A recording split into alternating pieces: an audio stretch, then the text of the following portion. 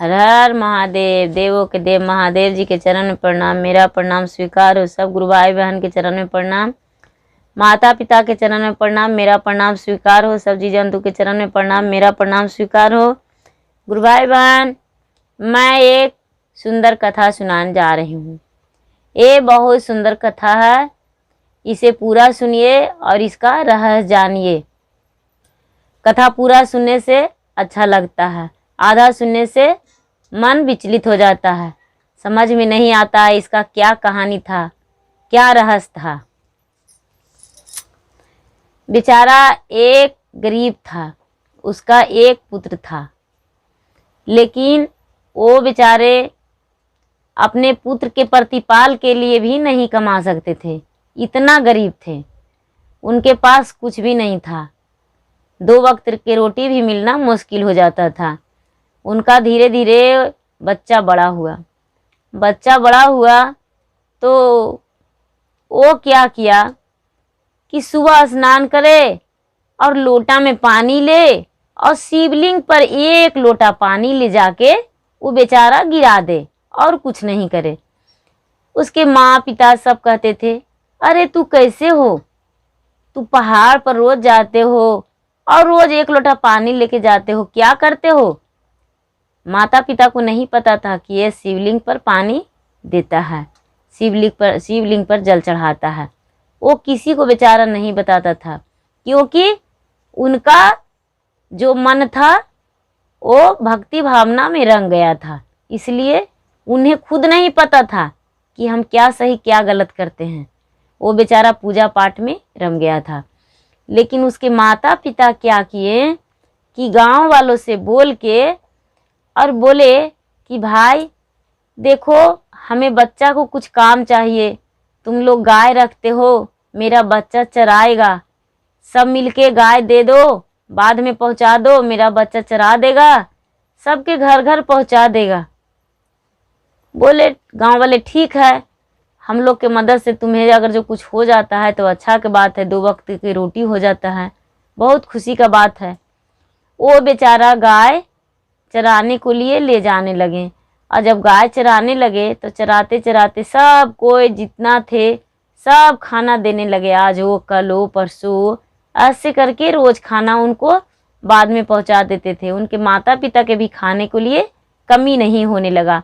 सब तीनों प्राणी अच्छे से खाने लगे। लेकिन बेचारा गाय चराने से पहले भी शंकर जी का 1 लोटा जल चढ़ा देता था। और किसी चीज का भी फूल मिल जाए इसे अच्छा लगता था और शंकर जी के जाके फूल चढ़ा देता था।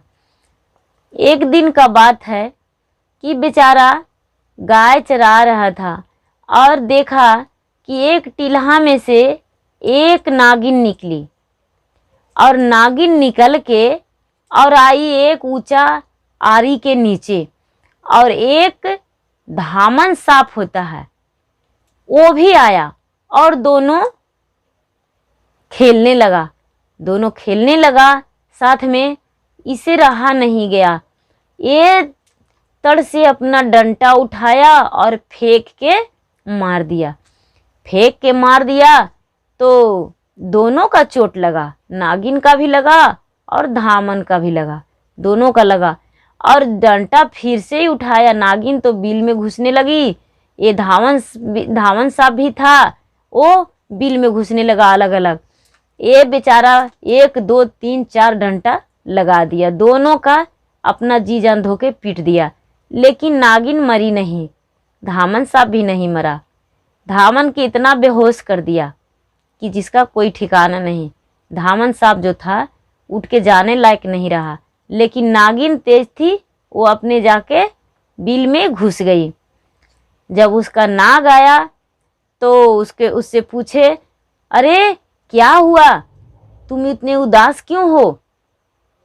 वो नागिन बोली, महाराज जो रोज इधर गाय चराने आता है गुरखिया, वो हमको आज बहुत पीटा है, बहुत मारा है। वो बोले नाग देवता, क्यों, तुम्हें क्यों पीटा। वो बोली, हम बाहर हवा ले रहे थे, घूम रहे थे और वो आया और पीट दिया। पूरा हल्ला करके लोगों को इकट्ठा कर लिया और हमें पीट दिया। ठीक है नागिन, तुम यहीं पे रहो, जाते हैं, आज हम उसे डांस लेंगे। वहाँ से निकल दिए नाग के कहाँ, उसके घर जहाँ वो बेचारा रहता था, वहाँ निकल दिए और निकल के जाके बैठ गए हैं उसको गौशाला में। गौशाला में बैठ गए नाग देवता और इस सब के घर गाय पहुँचा के और अपना घर भी गाय अंदर घुसा दिया और बेचारा कस के चिल्लाया कि माँ माँ, बहुत हम आज थके हैं, हमसे गाय नहीं बंधाएगा। माँ बोली क्यों? तो अरे माँ क्या बताएं, जो एक नागिन थी और एक धावन सांप, दोनों गलत कर रहा था माँ। नगिनिया के तो 2-4 डंडा दिए, लेकिन धमनवा के तो उघड़ा दिए माँ। वो तो लगता है मर ही गया, वो नहीं जिंदा होगा, हम तो जान भर मार दिए हैं उसको, इसलिए मारते मारते थक गए हैं माँ, बांध दो आज गाय के। वो बेचारी गाय बांधने को लिए माँ उसके अंदर में घुस गई और गाय बांध दी। शंकर भगवान सोच रहे हैं क्या करें, कुछ तो करना पड़ेगा, यदि इसे नाग डांस लेगा तो ये बेचारा मर जाएगा, फिर मेरा भक्ति कौन करेगा, मेरा पूजा कौन करेगा।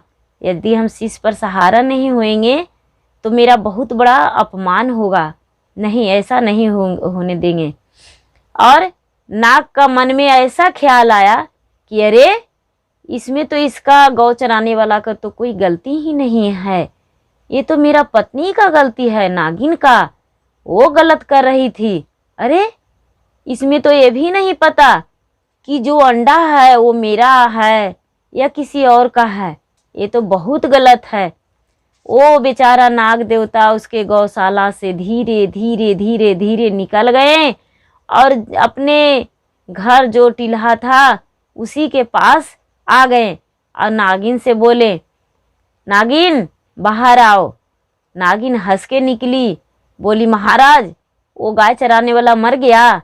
बोले नहीं, उसको हम बहुत बड़ा धन्यवाद दिए हैं, हम बोले हैं कि पुत्र तुम दूध हो नहाओ पूतो फलो, तुम्हें किसी चीज़ का कमी नहीं होगा, हम उसे एक अशरफी देंगे जिससे वो अपना जीवन खुशहाली में रखेगा, कल के आएगा तो हम कुछ ऐसा देंगे कि उसका ज़िंदगी बहुत खुशी खुशी बीतेगा।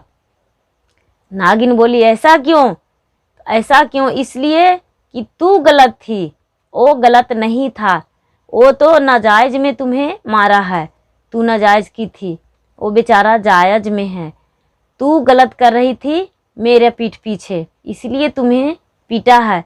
अब इतना कह के जो अंडा था वो सारा अंडा को वो नाग पी गया। वो बोला नहीं, ये हम नहीं होने देंगे, अपने बच्चे को विकसित नहीं होने देंगे, पता नहीं किसका बच्चा है, ऐसा कह के और नाग अपने अंडा को पी गया।